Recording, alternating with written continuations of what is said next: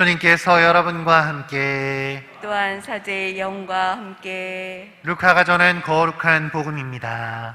주님 영광 받으소서.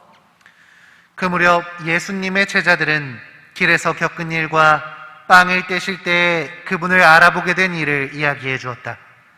그들이 이러한 이야기를 하고 있을 때 예수님께서 그들 가운데 서시어 평화가 너희와 함께 하고 그들에게 말씀하셨다. 그들은 너무나 무섭고 두려워 유령을 보는 줄로 생각하였다. 그러자 예수님께서 그들에게 이르셨다. 왜 놀라느냐? 어찌하여 너희 마음에 여러 가지 의혹이 있느냐? 내 손과 내 발을 보아라. 바로 나다. 나를 만져보아라. 유령은 살과 뼈가 없지만 나는 너희도 보다시피 살과 뼈가 있다. 이렇게 말씀하시고 나서 그들에게 손과 발을 보여주셨다. 그들은 너무 기쁜 나머지 아직도 믿지 못하고 놀라워하는데 예수님께서 그들에게 여기에 먹을 것이 좀 있느냐 하고 물으셨다.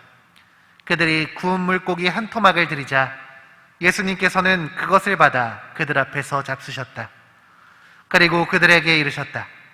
내가 전에 너희와 함께 있을 때 말한 것처럼 나에 관하여 모세의 율법과 예언서와 시편에 기록된 모든 것이 다 이루어져야 한다. 그때 예수님께서는 그들의 마음을 여시어 성경을 깨닫게 해주셨다. 이어서 그들에게 이르셨다.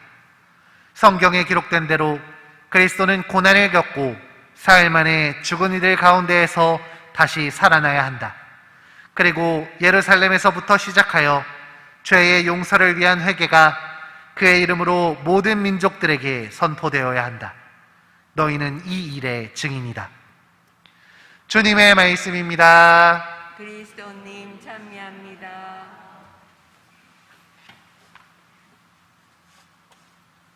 참 예수님, 찬미 예수님.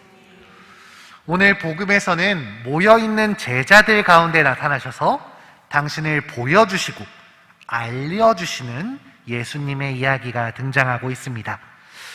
부활하신 예수님을 만나 뵈었던 이 제자들은 마음에 여러 가지 의혹이 들었다고 성경은 이야기하고 있습니다. 뿐만 아니라 그분의 승천 때 역시 더러는 의심하였다 하며 그들의 불신을 분명하게 다루고 있죠.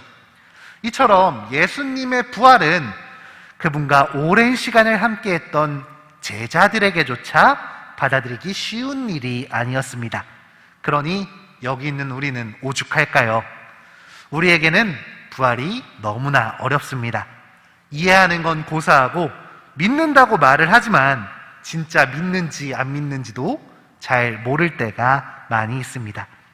물론 부활 역시 하나의 신비이기 때문에 우리가 이를 완전하게 이해하는 건 불가능하겠지만 부활을 믿지 않는다면 그건 조금 문제가 커지게 됩니다.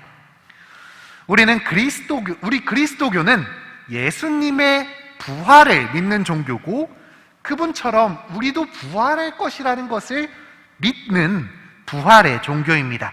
그래서 우리가 부활을 믿지 않는다라고 하면 신자가 될 수 없는 것이죠.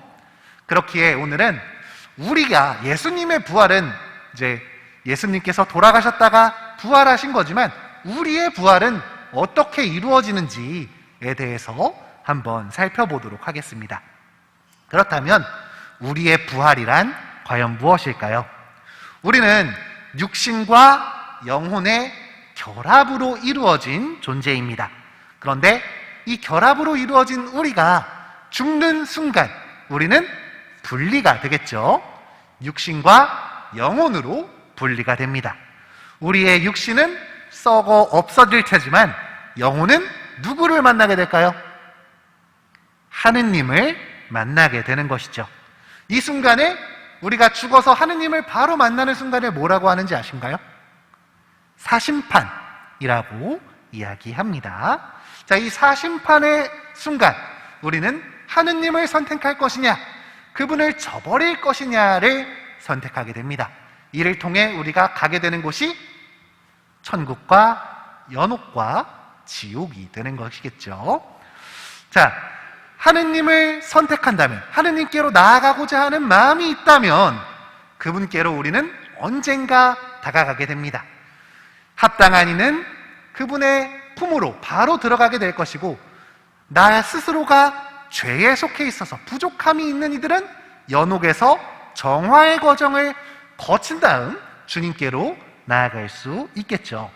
그런데 이렇게 우리가 주님의 품 안에 안기게 됐을 때 우리는 지고의 행복을 느끼게 되겠지만, 우리는 또 거기서 부활을 기다리게 되는 것입니다.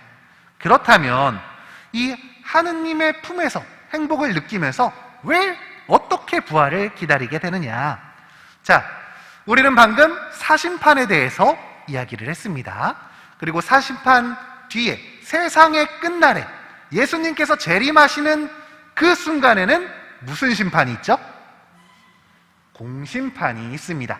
이 공심판 때에 우리는 모두 부활하게 되는 것입니다. 이 부활은 악인과 선인을 따로 구별해서 부활할까요? 아니면 다 부활할까요?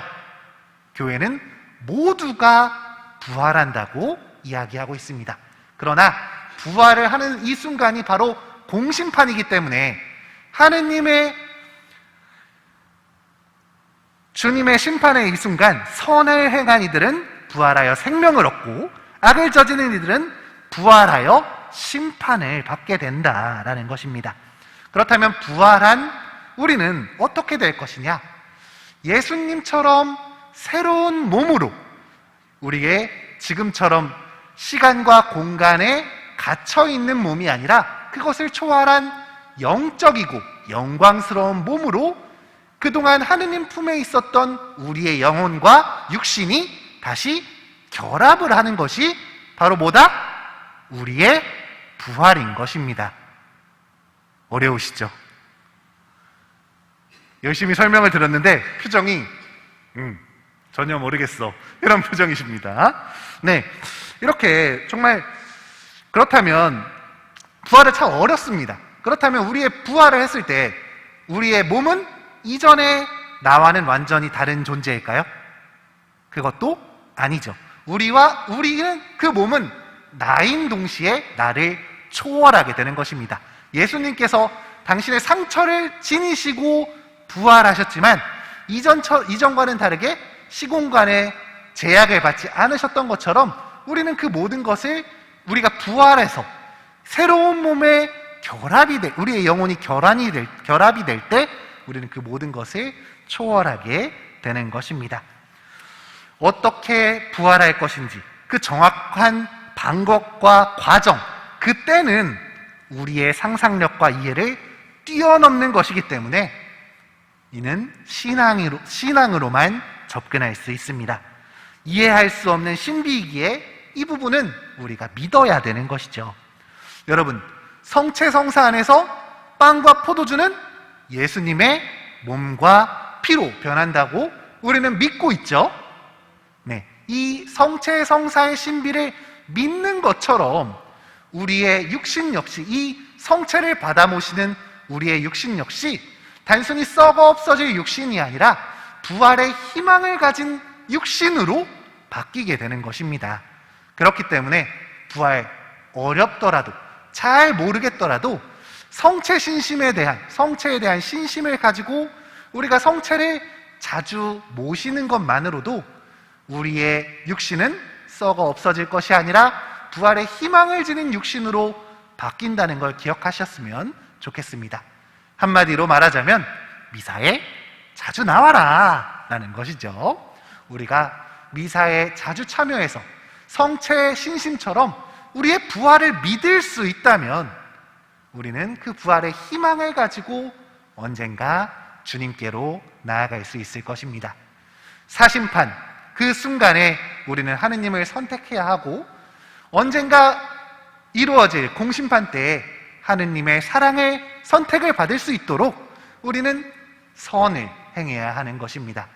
하느님을 알고 그분의 뜻을 실천하는 것, 그리고 미사에 자주 참석해서 성체를 자주 모시는 것이 그래서 우리에게 중요한 것입니다.